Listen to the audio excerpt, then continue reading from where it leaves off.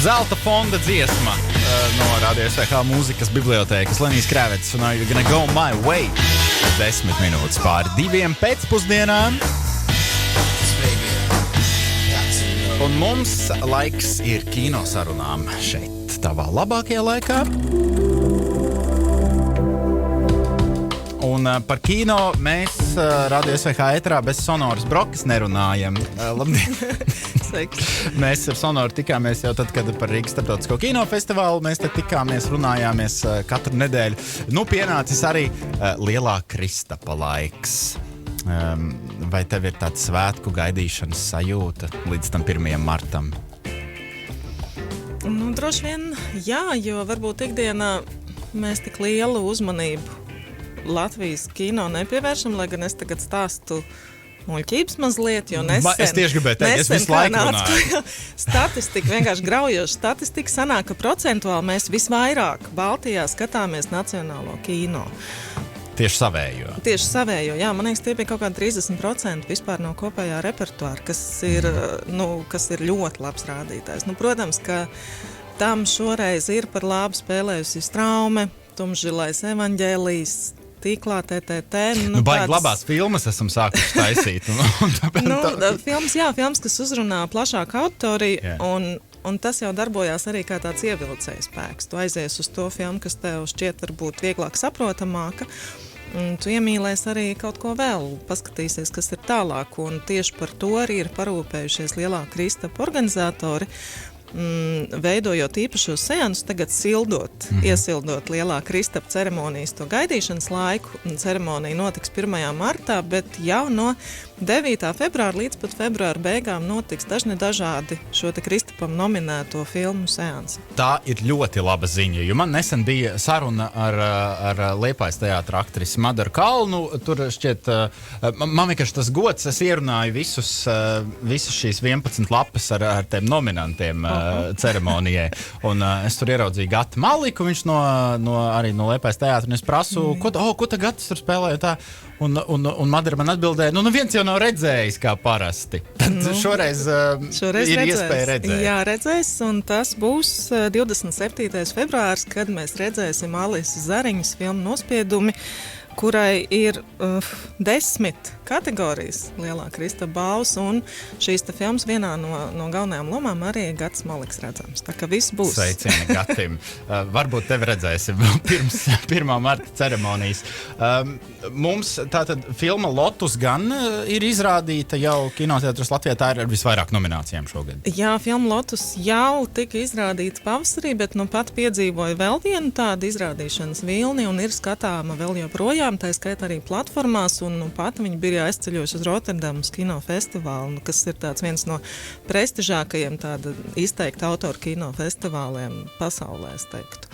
Un šī filma noteikti ir arī joprojām skatāma, bet arī, es teiktu, ka visas filmas ir šobrīd pieejamas, un visi seansi drīzumā tiks izziņot un apkopot mājaslapā lielaiskristaps.lv. Tur tad arī varbūt vispilnīgāko informāciju iegūt par visu, kas ir skatāms ne tikai kinoteātros Splendid Palace, Forum Cinemas, bet arī Zuzeum, Rakstniecības un mūzikas muzejā, Dabas muzejā, Lipkas muzejā, ārpus Rīgas pie jūras kino ciemā Liepupē un citviet. Tā kā tās vietas tiešām ir netradicionāls, varbūt kino izrādīšanai. Es gan domāju, ka kino ļaudis droši vien nav tā, ka met kūleņus no prieka par šo, bet vai nav tā arī, ka tās straumēšanas platformas bišķiņ palīdz tās filmas dabūt pie vairāk acīm? Straumēšanas platformas viennozīmīgi palīdz, un lai arī es viņus varbūt neieteiktu kā to pilnvērtīgāko kino tiešām tādu iespēju gūšanas vietu, mums ir jāatceras, ka ir arī diezgan nozīmīga daļa sabiedrības, kas arī nevar nokļūt uz šīm te kino izrādīšanas vietām, un šādā veidā tad kino nāk pie mums. Man patīk arī, ka Lielais Kristaps apbalvo arī daudzsēriju filmas, tautā zināms kā seriālus. Tos gan visi var redzēt jau nominētos, kā es saprotu. Jā, tos visi var redzēt gan platformās, gan arī televīzijā. Detektīvs Van Foks bija arī Latvijas televīzijā pavisam nesen skatāms, kas ir nominēts arī mazākuma kopražojuma sadaļā. Un tā ir jauna sadaļa, vai ne? Nu, tā nav jauna sadaļa, viņai tāda fluktuācija. Tad viņa vienu gadu ir, vienu gadu nav, atkarībā no tā, kāds tad ir tas mazākuma kopražojumu bīrums. Bet es domāju, ka šī sadaļa ir uz palikšanu, jo Baltijas kopražojumi tiešām ir ārkārtīgi interesanti un paliks tikai vairāk. Tur arī ziemeļu dienvidu vīrietis sieviete, sarkano luktu iela, kas ir Latvijas kopražojums ar Indiju, kas varbūt arī mazāk pierasts, bet arī šīs tas filmas ir VFS filmas sakarā. Tur Uldim Sakulim ļoti patīk ar Indiju taisīt filmas kopā. Un otra filma savukārt ir ar Dienvidu Koreju kopražojums ziemeļu dienvidu vīrietis sieviete Mortena Travīka, norvēģu režisora, kur mēs pazīstam pēc filmas Atbrīvošanas dienu. Tā kā šie te kopražojumi, manuprāt, ir ļoti, ļoti interesanta sadaļa. Tu, Sonora, esi arī, nu jau jāsaka, biji, jo tu komisija jau savu darbu ir padarījusi, bet Lielā Kristapa atlases komisijas spēļu filmu un animācijas filmu eksperti. Tātad es pieņemu, ka tu biji starp tiem cilvēkiem, kam no tām, cik tur viņas bija iesniegtas, 80 kaut kādas, bija jāsaliek tās shortlistes. Cik tas bija sarežģīts uzdevums, vai tu vari pakomentēt to procesu? Tas sākums nemaz nav sarežģītākais, tikai tas, ka tās filmas ir jānoskatās.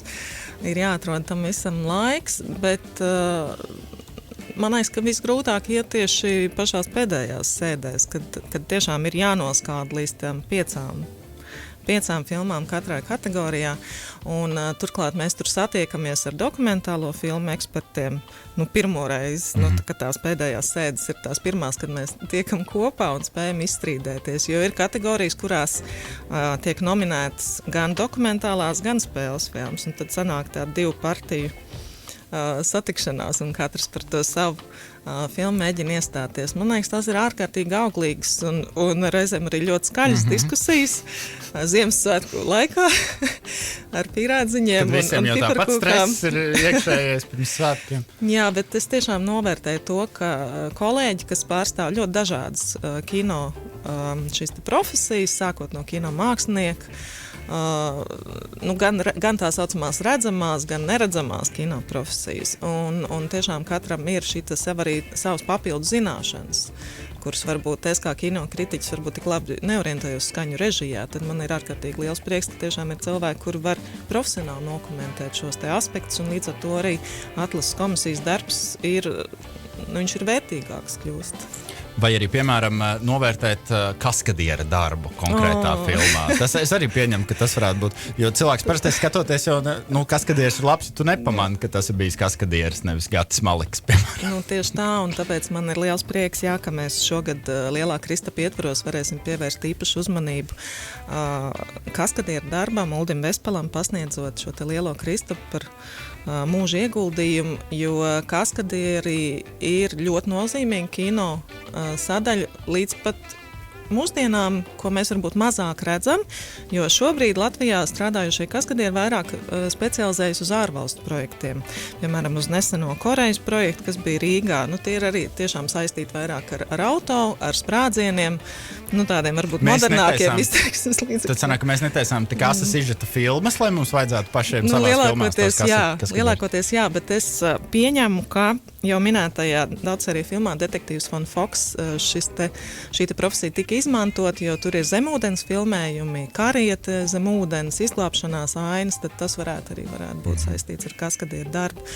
Un Ulds Vespals tiešām ir fantastiska personība, viņš arī izveido šo te kaskadieru skolu, viņš apmācīja jaunos kaskadierus, un galvenais, ka bija tas princips ļoti atbildīgi attiekties pret savu darbu, nevis vienkārši bezbailīgi mesties ugunī vai lēkt no jumta, bet tiešām pieiet šim darbam kā profesijai.